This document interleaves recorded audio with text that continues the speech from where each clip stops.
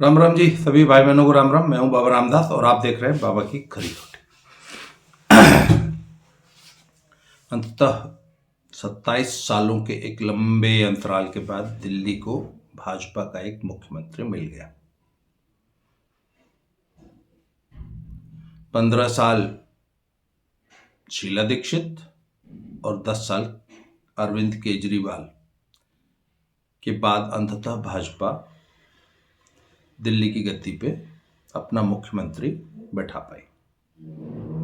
Result आए जब 8 तारीख को, उसके बाद से लगातार ये चर्चा चल रही थी और बल्कि रिजल्ट आने से पहले से ही चर्चाएं चल पड़ी थी कि कौन मुख्यमंत्री हो सकता है।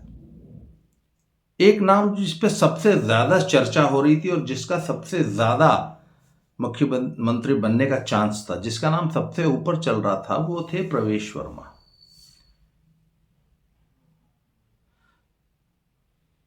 राजनीतिक परिवार से आते हैं, बड़े अच्छे सक्रिय पॉलिटिशियन हैं और जाट हैं। तो एक समीकरण ये बनता था कि इनको मुख्यमंत्री बना के हरियाणा के जाटों को, पश्चिमी उत्तर प्रदेश के जाटों को, यहाँ तक कि राजस्थान तक के जाटों को भाजपा साध सकती है, इसलिए इनकी संभावना सबसे ज्यादा थी। पर भाजपा ने प्रवेश वर्मा की जगह रेखा गुप्ता को मुख्यमंत्री बनाना ज्यादा श्रेयस्कर समझा। इसके पीछे बहुत सारी थ्योरीज हो सकती हैं। एक सबसे पॉपुलर थ्योरी जो लोग भाई चला रहे हैं कि साहब संघ की चली मोदी अमित शाह की नहीं चली बीजेपी में, ये वो दुनिया भर की। पर अब एक चीज तो देखना है कि भाई भाजपा मटके से तो नाम निकाल नहीं लेती कि भाई मटके में से चलो पर्ची उठा लो, जो बन गया उसको बना दे, ऐसा नहीं। एक एक नाम पर लगातार इतने दिन तक चर्चा हुई होगी, कितनी बैठकें हुई होंगी, हर व्यक्ति को बनाने के प्रोज एंड कॉन्स, क्या फायदे हैं क्या नुकसान है, इन पे चर्चा हुई होगी। यहाँ कोई भाई भतीजावाद तो है नहीं कि फलाने का लड़का है उसको बना दो, फलाने का भतीजा उसको बना दो, नहीं। तो आखिर प्रवेश वर्मा का नाम क्यों कटा, जबकि वो सबसे प्रभावशाली वोट बैंक, दिल्ली के इर्द गिर्द जो सबसे प्रभावशाली वोट बैंक है उसको रिप्रेजेंट करते थे। और भाजपा में हमेशा से ये रहे है कि भाई किसी तरह हरियाणा के जाटों को साधा जाए। हरियाणा के जाट भाजपा के आम तौर पे एंटी रहते हैं, सभी तो नहीं पर बस ज्यादातर बहुतायत से 70 से 80% तक जाट भाजपा को वोट नहीं देते हैं हरियाणा में। तो बहुत अच्छा मौका था कि हरियाणा के जाटों को एक मैसेज दिया सकता था। अच्छा, भाजपा की एक मजबूरी है कि वो हरियाणा में जाट सीएम नहीं दे सकती, यूपी में नहीं दे सकती। यूपी में पॉपुलेशन 1.5-2% है, प्रभाव ही 2-4-10 सीटों पे है मैक्सिमम। पर हरियाणा में इसलिए नहीं दे सकते क्योंकि हरियाणा में वो 35 जाति की राजनीति करती है। हरियाणा में उसको 35 जाति का वोट ही इसलिए मिलता है क्योंकि उन्होंने जाटों का जो सत्ता पे एकाधिकार था और वो जो सोच थी कि हमारे अलावा किसी अन्य को शासन करने का हक नहीं है, उस सोच को तोड़कर, परास्त कर, पराजित कर एक नॉन जाट सीएम देने की हिम्मत जुटाई और उस पर आज तक कायम है। पहले 10 साल खट्टर साहब को बैठा के रखा, अब एक ओबीसी मिस्टर सैनी को बैठा रखा। तो यदि वो जाटों को खुश करने के लिए जाट सीएम देती है तो उसको 35 जातियों के भयानक विरोध का सामना करना पड़ सकता है, इसलिए वो ये रिस्क उठाएगी। तो हरियाणा में तो जाट सीएम बना नहीं सकते, तो बहुत अच्छा तरीका था। हरियाणा की बिल्कुल सटा हुआ दिल्ली है। अच्छा, जाटों की भी बेल्ट कौन सी है दिल्ली से एकदम सटी वाली है, जो जो प्रभाव क्षेत्र है हरियाणा में, रोहतक, झज्जर, सोनीपत, थोड़ा सा जींद, थोड़ी सी भिवानी, यही तो 4-4.5 जिले हैं और एकदम दिल्ली से सटे हुए हैं। इसके बावजूद जाट सीएम दिल्ली में भी नहीं दिया।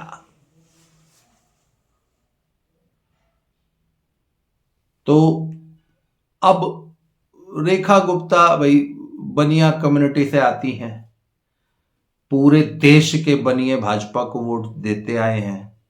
कभी कभी नाराज थोड़ा बहुत हो जाते हैं पर फिर भी देते हैं।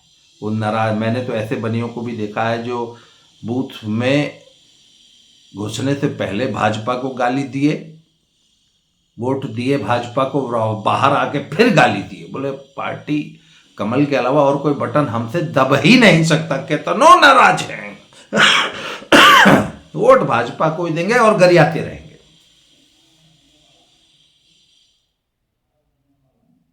तो सब एक बनिया सीएम दे दिया भाजपा ने। और इसके अलावा और बहुत से कारण रहे होंगे, उन कारणों की चर्चा हम यहां बिल्कुल नहीं कर रहे हैं। हम एक चर्चा कर रहे हैं कि वाई नॉट अ जाट। तो आज मैंने एक फेसबुक पोस्ट पढ़ी, उसको मैंने अपनी कम्युनिटी पे, यहाँ पे यूट्यूब पे शेयर भी किया है। मैंने नहीं लिखी, किसी और ने लिखी है, पर वो विचार मुझे एकदम सही लगा कि जाट, यादव और गुजर, इन तीन जातियों में सबसे पहले अपना जातीय स्वाभिमान और हमको ही शासन करने का हक है और किसी को नहीं है, इस सिंड्रोम से ग्रस्त हैं ये तीन जातियां। और ये वो उन्होंने एग्जाम्पल दिया है, वो सतपाल मलिक चर्बी गोला जो है, उसको भाजपा ने उस समय सर्वाधिक महत्वपूर्ण, सबसे संवेदनशील राज्य जम्मू और कश्मीर का राज्यपाल बनाया और उसके नेतृत्व में धारा 370 हटाई, जो कि सबसे क्रूशियल पीरियड था जम्मू कश्मीर के लिए, सबसे सेंसिटिव पोस्ट थी। और कितना विश्वास जताया भाजपा लीडरशिप ने कि सतपाल मलिक को उस क्रूशियल पीरियड में जम्मू कश्मीर का राज्यपाल बनाया है। और उस व्यक्ति ने पार्टी को क्या सिला दिया, वो तुरंत जो है वो जाट बन गया और जाट राजनीति में कूद गया और मोदी को पर्सनल आक्षेप किए और क्या क्या गंद नहीं बका उस आदमी ने। और किस तरीके से सिर्फ पार्टी को नहीं, अपनी जाट राजनीति को चमकाने के लिए किस कदर देशद्रोही, देशघाती राजनीति में लिप्त रहा और क्या क्या घटिया बयानबाजी की, ऐसे ऐसे झूठे आरोप लगाए। यहां तक आरोप लगाए कि पुलवामा तो मोदी ने कराया था, यहां तक आरोप लगाया कि मोदी के आदमी आके मुझसे करप्शन करने के लिए कहते थे और फेवर्स मांगते थे। हालांकि बाद में एक इंटरव्यू में स्वीकार भी कर लिया कि मैं तो सब झूठ बोला था।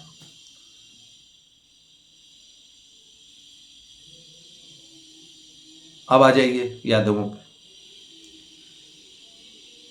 यादवों ने यूपी और बिहार में बता दिया कि उनको धर्म से कोई मतलब नहीं है, उनको देश से कोई मतलब नहीं है। अगर उनको सत्ता मिलती है तो वो किसी के साथ भी हाथ मिलाने को तैयार है और वो मुस्लिम लीग की बी टीम बनने को तैयार है। वो गजवा हिंद का सबसे बड़ा सेनापति बनने को तैयार है यूपी और बिहार में।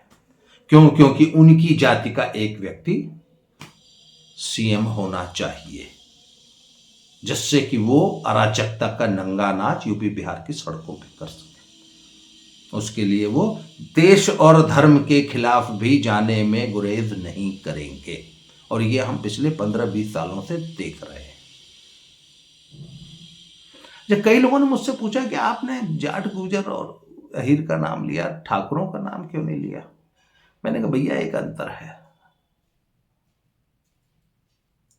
आप ये बताइए कि ठाकुरों ने कब किसी ठाकुर को अपना नेता माना और ठाकुर के को ही प्रधानमंत्री या मुख्यमंत्री बनाने के लिए दुराग्रह किया? आप बताइए।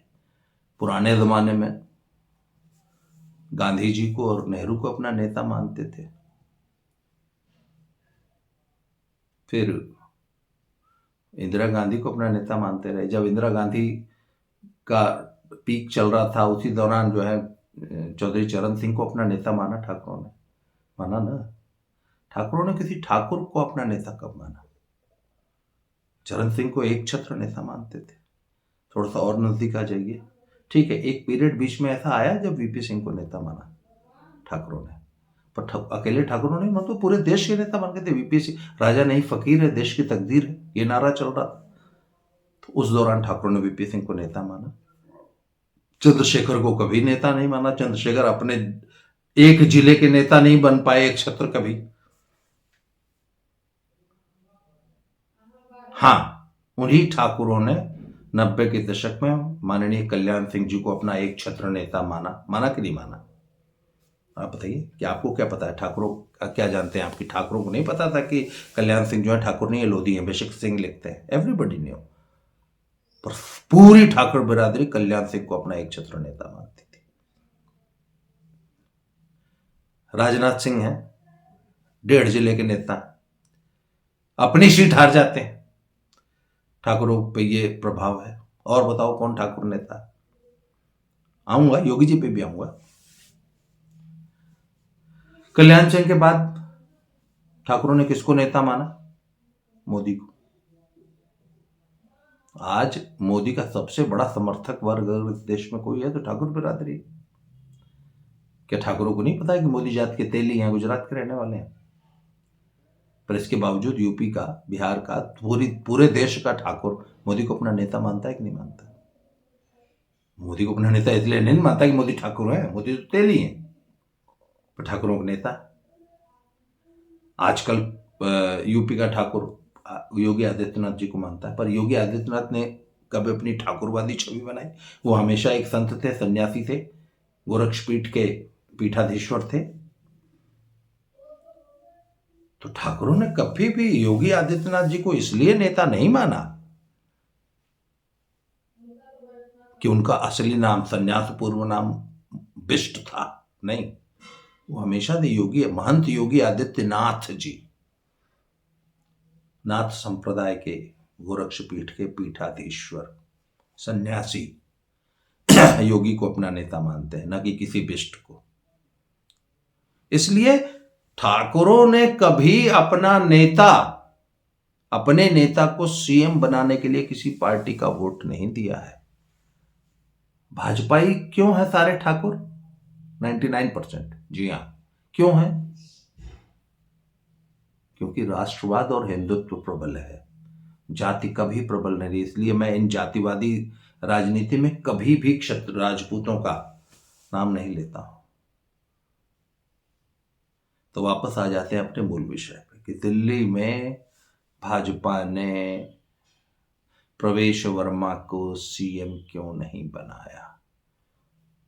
क्योंकि भाजपा आज भी जाटों के, और स्पेशली हरियाणा के जाटों का अनर्गल तुष्टिकरण जो जायज है, बस सही है।